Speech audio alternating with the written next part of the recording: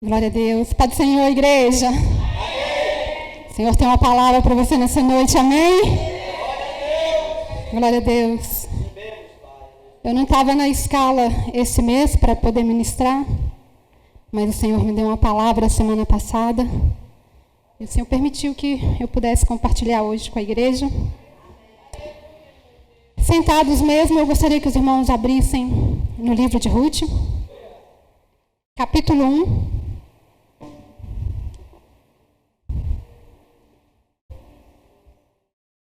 Versículo 22.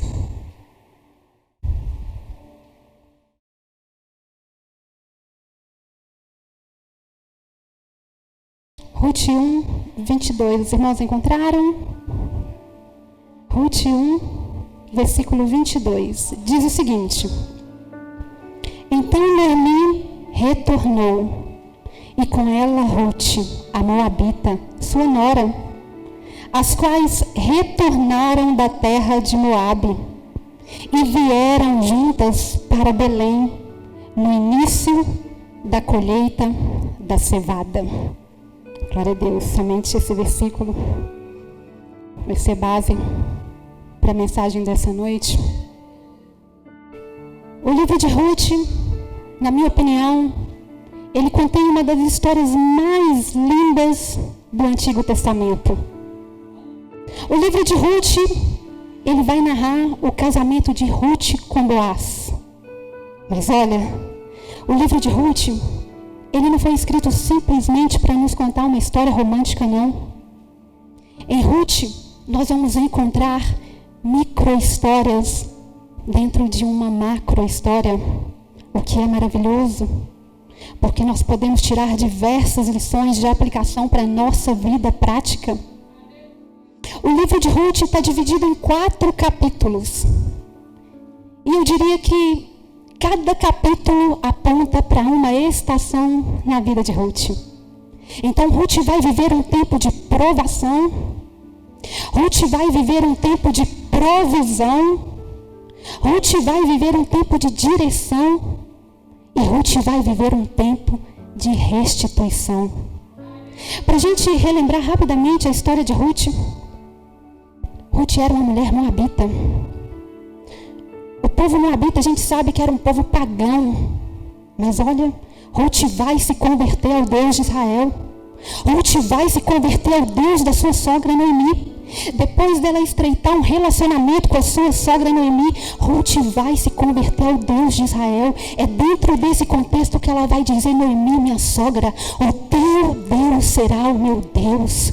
Ruth se converte ao Deus de Israel, uma mulher moabita, descendente do povo pagão. Essas duas mulheres, Ruth e Noemi, nora e sogra, elas ficaram viúvas. E Noemi agora ela quer retornar para sua terra Belém. Então ela libera a sua nora Ruth para seguir o seu caminho. Ruth ainda é uma mulher jovem.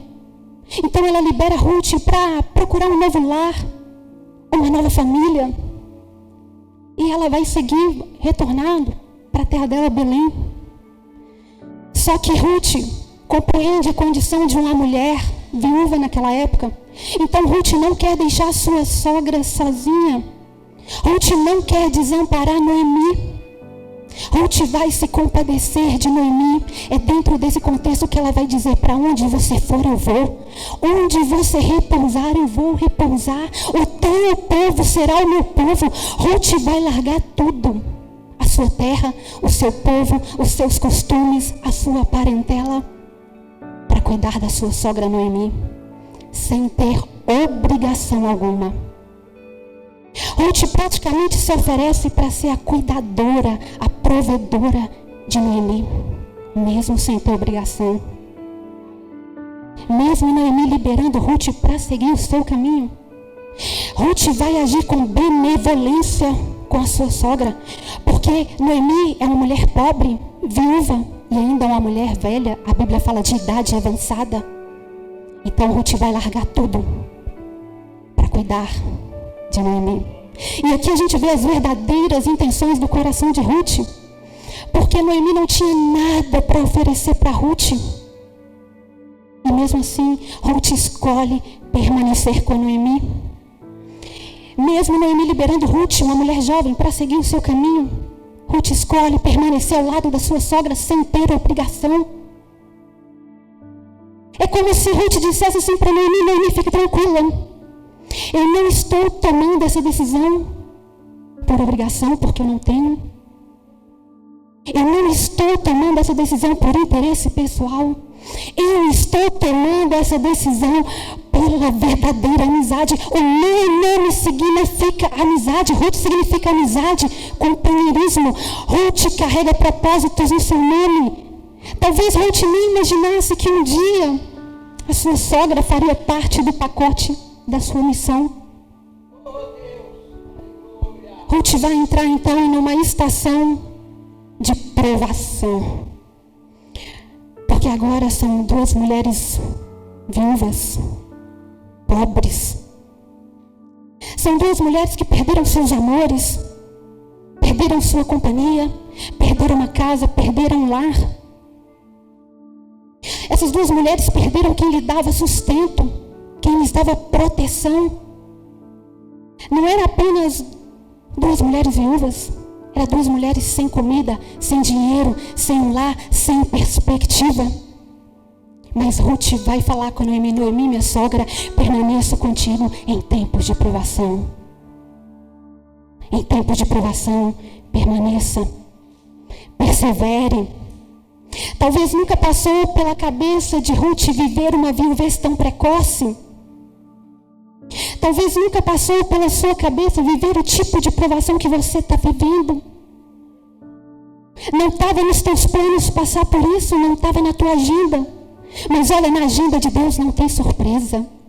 E para todo crente que permanece em meio à provação, Deus tem uma provisão. Para todo crente que persevera em tempos de provação, Deus tem uma provisão. Olha, Ruth poderia ter pensado: meu Deus, eu já sou pobre, viúva, e agora eu vou cuidar de uma mulher pobre também, viúva também. Essa mulher vai ser um peso para mim. Essa mulher vai ser um peso nas minhas costas. Mas Ruth não viu Noemi como um peso. Ruth enxergou propósitos. Talvez aquilo que você está enxergando como peso pode fazer parte dos propósitos.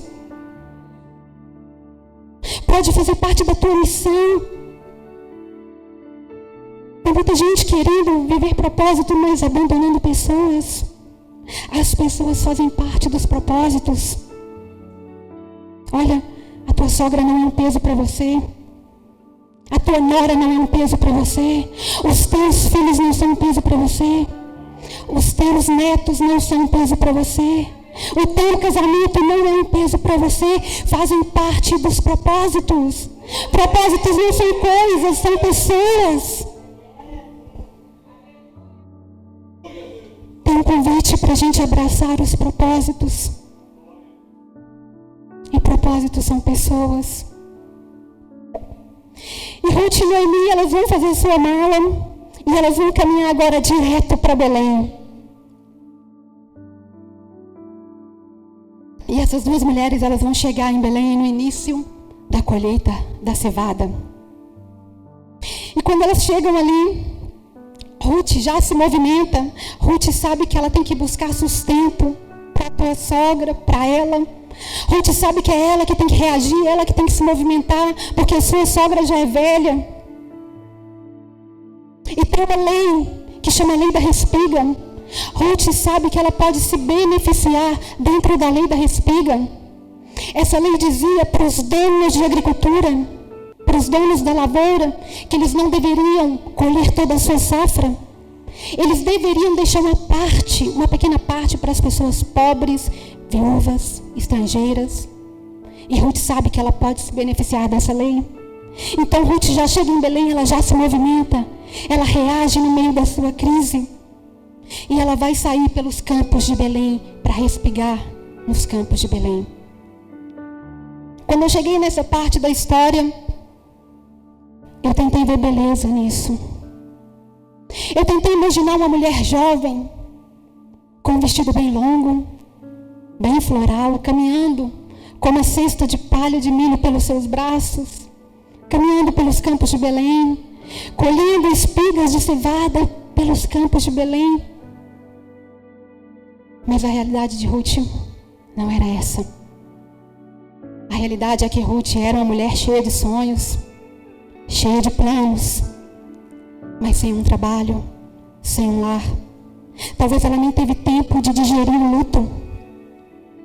E agora ela vai passar horas do dia debaixo do sol, arrastando feixes de cevada pelo chão. Não tinha beleza nisso. O que tinha era uma rotina pesada, cansativa, de sol a sol, sem elegância, sem protetor solar, sem fineza. O que tinha era uma rotina pesada de arrastar feixes debaixo do sol. E Ruth vai seguindo de campo em campo. Não tinha beleza nisso, mas tinha a reação de quem não se paralisou no meio da crise.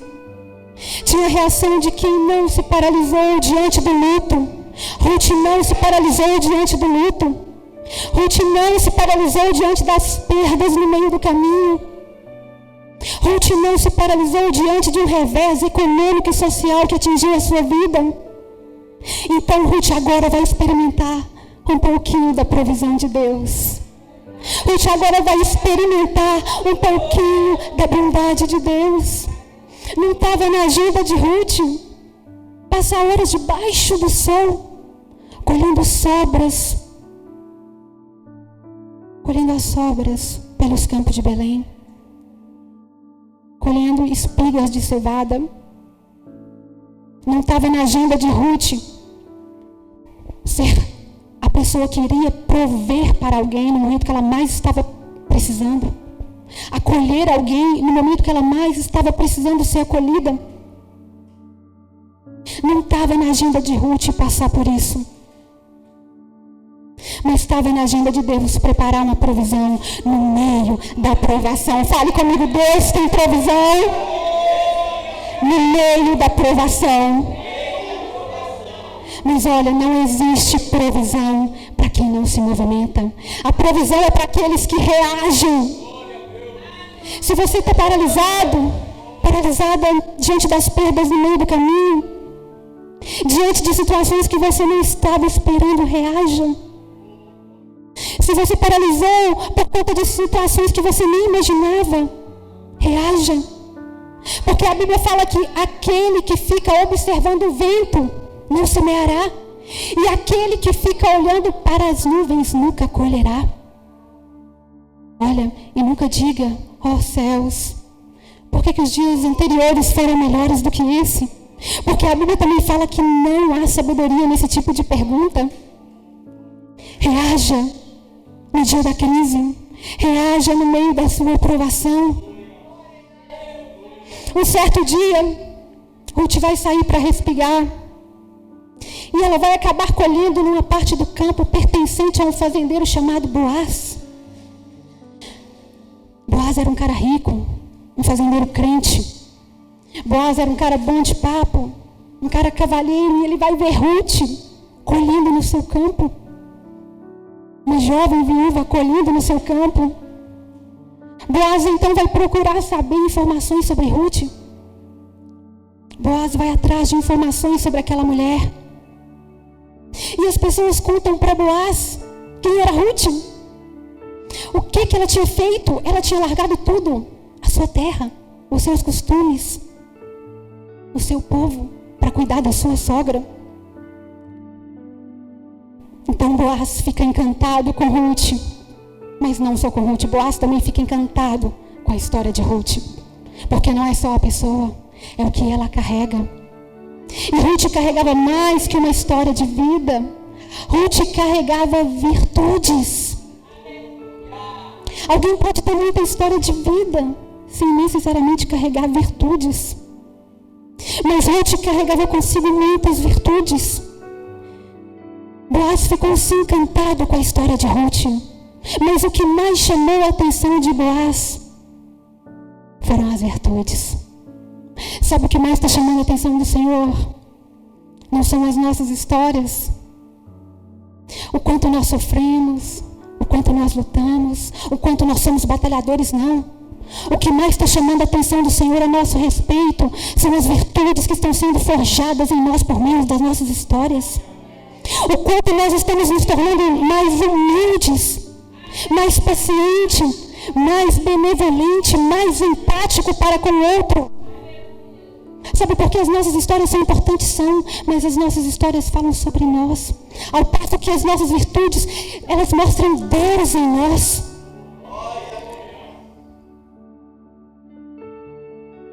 Boaz vai chamar Ruth naquele primeiro dia e vai falar com ela: olha, Ruth, você pode permanecer aqui no meu campo colhendo. Agora você não precisa sair por outros campos para espigar. Pode permanecer aqui até o final da colheita da cevada. E se você quiser, até o final da colheita do trigo. Boaz vai falar para Ruth: não precisa procurar outros campos. Fica fixa aqui, colhendo até o final da cevada, porque primeiro colhia a cevada e depois o trigo. E Boaz vai chamar os seus funcionários, os ceifeiros, e ele vai falar para o pessoal assim: olha, gente, vocês vão passar colhendo normalmente, mas vocês vão deixar essa mulher livre pelo campo. Vocês vão deixá-la colher livremente. Vocês não vão delimitar o espaço dela. E mais, vocês vão deixar cair feixes propositalmente, para que ela faça a melhor colheita da vida dela. E agora eu vejo a provisão na estação de Ruth, porque agora não é mais a sobra, é uma medida transbordante. Agora tem uma medida transbordante no caminho de Ruth. É lindo caminhar com Deus. É lindo. Não tem acidentes no percurso, tem recursos. Não tem imprevisto, está tudo calculado, está tudo sob o seu controle, sobre o seu domínio. Ruth tinha se tornado uma mulher vulnerável pelos campos de Belém, de campo em campo, de sol a sol. Ruth não tinha mais o olhar da sua família sobre ela. Ruth não tinha mais o olhar do seu esposo sobre ela, mas os olhos de Deus estavam sobre Ruth. Deus não tinha perdido Ruth de vista. Quando eu olho para a história de Ruth, uma jovem viúva, eu imagino que pessoas que vivem o luto de uma forma assim mais precoce que o normal, de uma forma muito inesperada, essas pessoas geralmente ficam vulneráveis na vida. Mas olha, os olhos de Deus estavam sobre Ruth. Deus não tinha perdido Ruth de vista. Talvez você viveu um luto mais precoce que o normal. Talvez você vivenciou a perda de alguém de uma forma muito inesperada.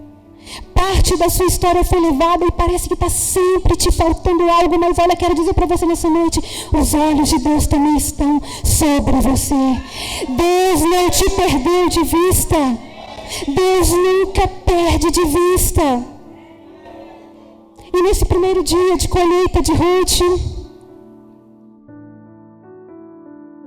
vai voltar para casa com 1 efa de cevada, o que equivale a aproximadamente 22 litros de farinha.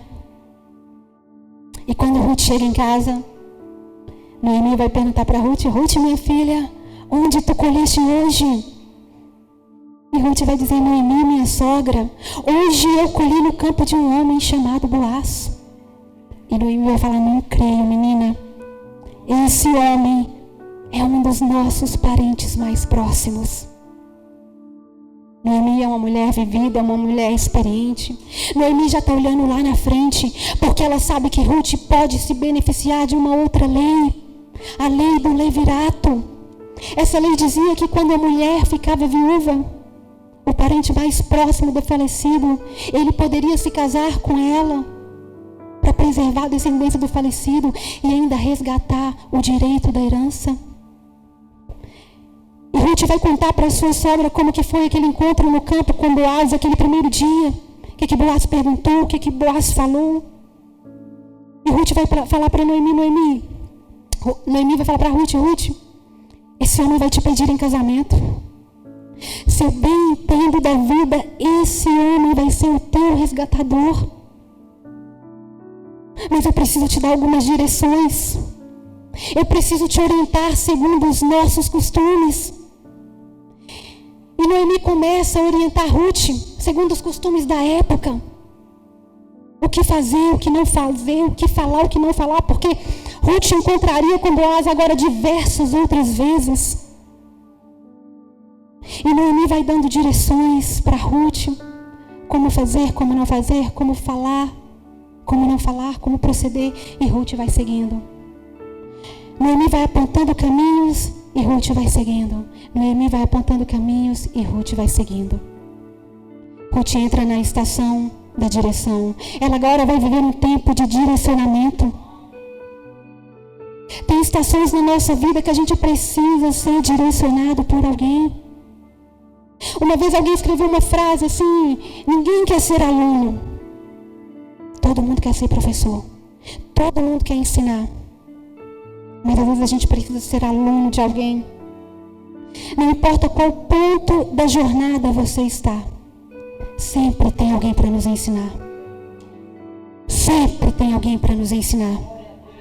E Ruth vai seguindo todas as direções que Noemi vai dando para ela, até que Boaz a pedisse em casamento. E para resumir a história, Boaz pede Ruth em casamento. E o fato de Boaz pedir Ruth em casamento significa que ela vai entrar agora na última estação, a estação da restituição. Além de casar com Ruth, além de dar a ela uma nova família, Boaz também resgataria a herança de Ruth, porque Ruth não teve filho como falecido, então ela precisava de um resgatador.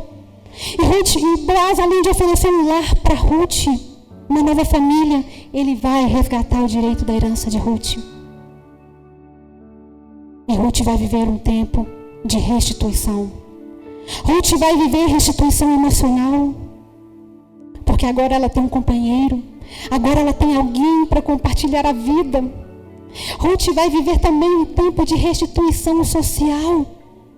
Ela não é mais a mulher viúva que sobrevive de benefício. E Ruth vai viver também restituição financeira. E aqui não cabe a teologia da prosperidade, não. Porque Ruth está sendo restituída dentro das suas necessidades. Ruth está sendo restituída dentro dos seus direitos, dentro da lei do levirato. Ruth está vivendo agora um tempo de restituição. Ao longo da nossa caminhada, nós podemos sim ser roubados na nossa tristeza, na nossa alegria. Nós podemos ser roubados na nossa paz, por coisas que a gente nunca planejou. Porque desde que o mal entrou no mundo, entrou também todo tipo de sofrimento. Tem pessoas vivendo coisas angustiantes hoje que aos 20 não sonhava, que aos 30 nem passou pela cabeça. Tem pessoas que imaginaram entrar na terceira idade da melhor forma possível e, no entanto, hoje estão vivendo as suas maiores angústias. Tem pessoas que viveram o luto antes mesmo de entender direito sobre a vida e estavam lidando com a morte. As provações roubam a nossa alegria. Mas olha, desde que o mal entrou no mundo, entrou também um resgatador. Entrou também um restituidor. Olha, Boaz se encaixou perfeitamente no plano de Deus para mudar a história de uma mulher. Jesus é o plano de Deus para mudar a nossa história. Boaz veio resgatar uma. Jesus veio resgatar muitos. Olha, Boaz conseguiu restituir uma. Jesus veio restituir muitos. Boaz veio para trazer alegria para uma mulher. Jesus veio ser a alegria de muitos. Boaz veio por um tempo. Jesus veio para toda a eternidade. Quero dizer para você nessa noite, se você está vivendo algo que tem roubado a sua paz, roubado a sua alegria, você também tem um restituidor. Sabe por quê? A tua história pode estar oculta para muitas, mas Deus vê. A tua dor pode estar oculta para muitos, mas Deus contempla. Talvez você tenha sido roubado na sua dignidade. Mexeram nos seus valores, mexeram na sua honra, mexeram na sua autoridade, mas Deus te contempla. Você tem um restituidor. E a boa notícia é que o restituidor é uma pessoa. A resposta para o tipo de sofrimento que Ruth enfrentou veio por uma pessoa. Boaz foi a resposta para Ruth.